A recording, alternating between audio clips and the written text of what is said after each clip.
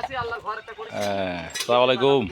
আমাদের এই মজিদ ভাই এই জীবননগর জেলা সরি ঝিনাইদহ জেলার মহেশপুর উপজেলা গ্রামটার নাম কি বাবলা মাথাভাঙ্গা এলাকায় আমাদের মজিদ ভাই, এই যে মজিদ ভাই, উনি একটি মহৎ উদ্যোগ নিয়েছেন। উনি আল্লাহর ঘর একটি তৈরি করেছেন।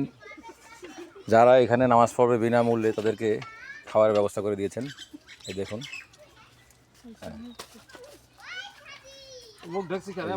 জুমার নামাজের পরে খিচুড়ি এবং মাংস দিয়ে তারা খাচ্ছে।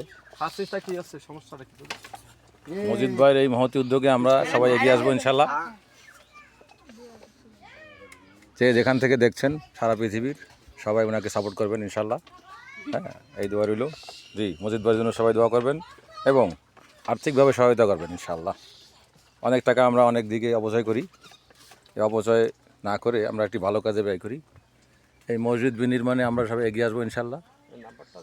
হ্যাঁ, আমার নাম্বার থাকবে এখানে ইনশাল্লাহ। সবাই এগিয়ে আসবেন। আসসালামু আলাইকুম।